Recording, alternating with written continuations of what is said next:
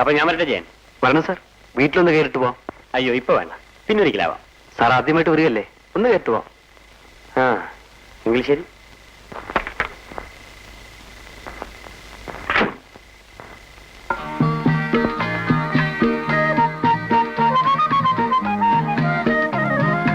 Sir ഇതാണ് എന്റെ ഭാര്യ. നമസ്കാരം. നമസ്കാരം. വരൂ സാർ. ഇങ്ങോട്ടിരിക്കാം സാർ. Thank you. ഞാൻ പോയി കാപ്പി എടുക്കാം. അയ്യോ എനിക്കിപ്പോ കാപ്പിയൊന്നും വേണ്ട. ഈ അർദ്ധരാത്രിയിൽ സാറിന് ബുദ്ധിമുട്ടിപ്പിച്ചതിൽ എനിക്ക് വിഷമമുണ്ട്. വിഷമം തോന്നുന്നു എനിക്കാ. ഭാര്യയെ ഒറ്റയ്ക്കാക്കിയിട്ട് ജയന് വീട്ടിൽ വരാൻ പോലും സമയം തരാതെ ജോലി ചെയ്യിച്ചതിന്. ഞാൻ സ്ഥലത്തുണ്ടായിരുന്നെങ്കിൽ ഇങ്ങനെ സംഭവിക്കില്ലായിരുന്നു കേട്ടോ. സാരമില്ല സാർ. അല്ല, ഇവിടെ കൂട്ടിനാരുമില്ലേ? ഈ വീടിന്റെ ഉടമസ്ഥനും കുടുംബവും മുകളിലാണ് താമസം. അതുകൊണ്ട് എനിക്ക് പേടിക്കാനൊന്നുമില്ല. ശരി, എന്നാ ഞാൻ ഇറങ്ങട്ടെ. ആ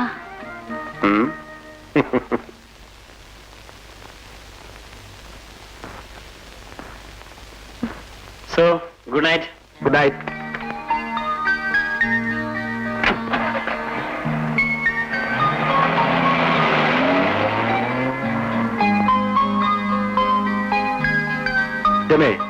ജോലിക്കാരന് ബസ് കിട്ടാത്തതുകൊണ്ട് സ്വന്തം കാറിൽ വീട്ടിൽ കൊണ്ടുവിടുന്ന ഏതെങ്കിലും ഒരു മുതലാളി ലോകത്തുണ്ടോ? അതാണ് ചന്ദ്രശേഖരൻ മുതലാളി. പുള്ളിക്കാരന് തൊഴിലാളി മുതലാളി എന്നുള്ള വ്യത്യാസമേ ഇല്ല.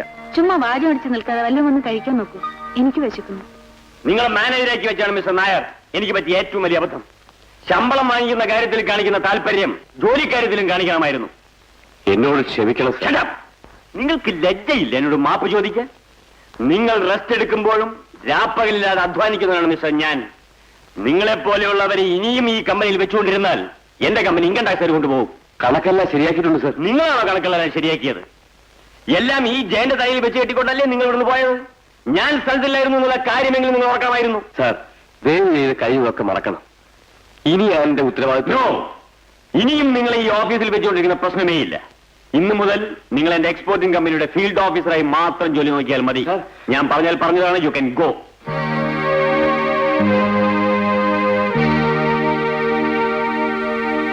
മിസ്റ്റർ ജയൻ, ഇന്നു മുതൽ ഈ ഓഫീസിന്റെ മാനേജർ നിങ്ങളാണ്. അയ്യോ സാർ, ഞാൻ obey my orders. Best wishes.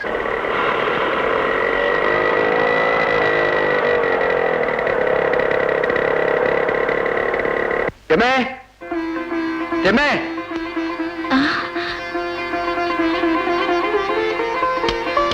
ജയേട്ടാ, ഈ സ്കൂട്ടർ ഏതാണ്? ഇത് എനിക്ക് ചന്ദ്രശേഖരൻ സാർ മേടിച്ചത്. ഫ്രീ ആയിട്ടോ? ഞാനിപ്പോ ആരാണെന്ന് നിനക്കറിയാവോ? കമ്പനിയുടെ മാനേജരാ. മാനേജരോ? നേരാണ് ഏട്ടാ. അതെ, എല്ലാം പറയാം. നീ വാ. നീ വേഗം ഡ്രസ് ചെയ്തിട്ട് വാ. എനിക്ക് ആദ്യമായിട്ട് കിട്ടിയ വാഹനമാണ്. നമുക്ക് ഈവനിങ് സവാരിക്ക് വെക്കാം.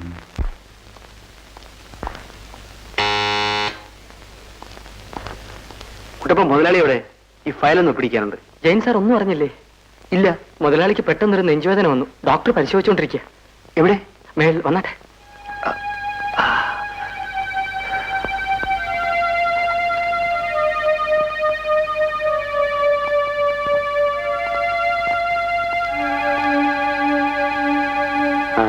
ജയം വന്നോ? ഇന്ന് രാവിലെ എനിക്ക് വല്ലാത്തൊരു നെഞ്ചുവേദനയും ബോധക്കേടും ഉണ്ടായി. ഡോക്ടർ, ഹോസ്പിറ്റലോ മറ്റോ കൊണ്ടുപോകണോ? ഒന്നും വേണ്ട. ഓവർ സ്റ്റൈം കൊണ്ടുണ്ടായതാണ്. ഞാനിപ്പോ ഉറങ്ങാനുള്ള ഒരു ഇഞ്ചക്ഷൻ കൊടുത്തു. ഏതായാലും കുറച്ച് ദിവസത്തേക്ക് റെസ്റ്റ് എടുക്കണം. ഞാൻ എങ്ങനെ റെസ്റ്റ് എടുക്കാനാ ഡോക്ടർ? 2 ഷിപ്പിൽ ലോഡിംഗ് നടന്നുകൊണ്ടിരിക്കുക. 4-5 ദിവസം ഞാൻ ഹാർബറിൽ ഉണ്ടായേ പറ്റൂ. ഏതായാലും ഈ നിലയിൽ യാത്ര ചെയ്യാൻ ഞാൻ അനുവദിക്കില്ല. എന്നാ ഞാൻ വരട്ടെ. ഈവനിങ്ങിൽ ഒന്നുകൂടി വരാം. മാത്യു, ഡോക്ടർ ഡ്രോപ്പ് ചെയ്യൂ.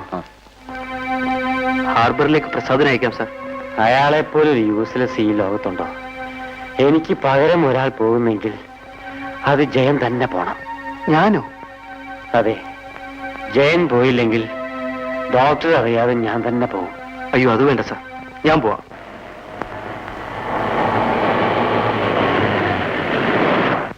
സാർ, ഈ കാശൊന്ന് കൊടുത്തോട്ടെ. എൽസി, എന്താ അപ്പച്ചാ?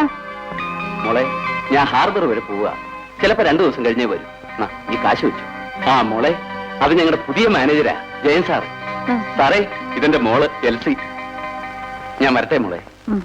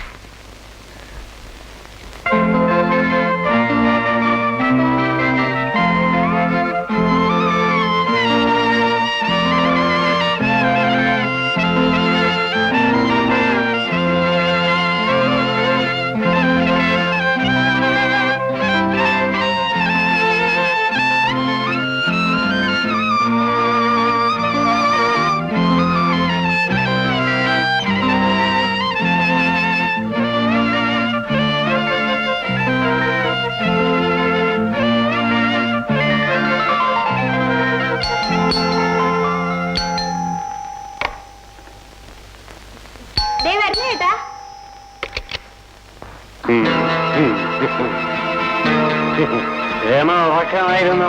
ഇല്ല. സാറിന്റെ ഈ രാത്രിയില് ഞാൻ രമയോട് ചെയ്തൊരു നന്ദി കേടിന് മാപ്പ് ചോദിക്കാൻ വന്നതാ. നന്ദിയേടോ? ആ, രമ ഇരിക്കും. വേണ്ട, ഞാനിവിടെ നിന്നോളാം. ആ, ഞാനൊരു മില്യണറാണെന്ന് കരുതി. എനിക്കതിൽ പരാതിയില്ല സാർ. രമ പരാതി പറഞ്ഞില്ലെങ്കിലും ഇവിടെ വന്ന് അന്വേഷിക്കേണ്ടത് എന്റെ ചുമതലയല്ലേ? വന്നതിനും നന്ദി. രമേ, എന്റെ ഓഫീസിലുള്ള മുഴുവൻ ജോലിക്കാരുടെയും സീനിയോറിറ്റി ഓവർലുക്ക് ചെയ്തുകൊണ്ടാണ് വെറും അക്കൗണ്ടന്റ് ആയിരുന്ന ജയനെ പ്രൊമോട്ട് ചെയ്ത് ഞാൻ മാനേജരാക്കിയത്. ജയൻ തിരിച്ചു വന്നാൽ എന്റെ കമ്പനിയും ഞാൻ ജയനെ ഏൽപ്പിക്കാൻ പോവുക. എല്ലാം രമയുടെ സന്തോഷത്തിന് വേണ്ടി മാത്രം. എന്റെ സന്തോഷത്തിന് വേണ്ടി? അതെ. രമയെ ഞാൻ ആദ്യമായിട്ട് കണ്ട ദിവസം മുതൽ എന്റെ മനസ്സ് മോഹിക്കാൻ തുടങ്ങിയതാ. ഈ രാത്രി ഞാനിവിടെ വന്നത് എന്തിനാണെന്ന് ഇപ്പൊ മനസ്സിലായി കാണും. ഞാനും രമയും തമ്മിലുള്ള ബന്ധവും ജയന്റെ പടിപടിയായിട്ടുള്ള ഉയർച്ചയും ഏറ്റവും വലിയ രഹസ്യമായിരിക്കും. രമേ, താനെന്നെ അങ്ങനെയാണ് കരുതിയിരിക്കുന്നല്ലേ? എന്നെ തനിക്ക് കാഴ്ചവെച്ച് സ്ഥാനമാനങ്ങൾ നേടാൻ നടക്കുന്നവരല്ല ജയൻ. ഒന്ന് പതുക്കെ പറയും. അതൊക്കെ പറയാനോ? ഞാനിപ്പോ മുകളിലുള്ളവരെ മുഴുവൻ വിളിച്ചു കൂട്ടും. അയ്യോ, ചതിക്കരുത്. ഞാൻ പോയേക്കാം.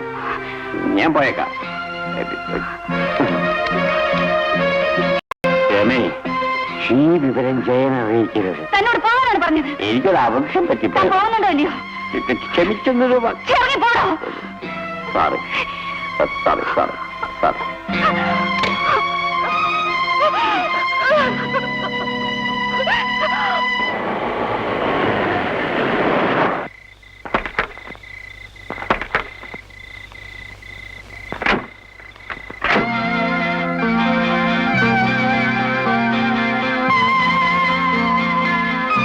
May I come in? Yes, come in. ജയനോ? അതെ സാർ. 2 ഷിപ്പും ഹാർബർ വിട്ടു. അതാണ് ഇന്ന് തന്നെ മടങ്ങിയെത്തിയത്. വളരെ സന്തോഷം. ഏജൻസിക്കാരുടെ ചെക്കും ഡ്രാഫ്റ്റും ഒക്കെ ഇങ്ങോട്ട് ട്രാൻസ്ഫർ ചെയ്തിട്ടുണ്ട്.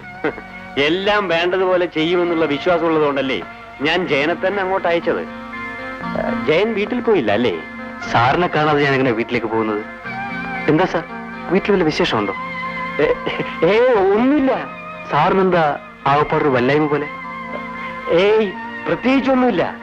ആ അസുഖത്തിന്റെ ഒരു ക്ഷീണം, അത്രേ ഉള്ളൂ. എന്നാ ഞാൻ വീട്ടിൽ പോയിക്കോട്ടെ സാർ. ശരി. ജയന് പണം വല്ലതും വേണോ? No thanks. സാർ, ഫയൽ അങ്ങനെ തന്നേക്കും. Good night sir. Good night. എന്നെ കുറിച്ച്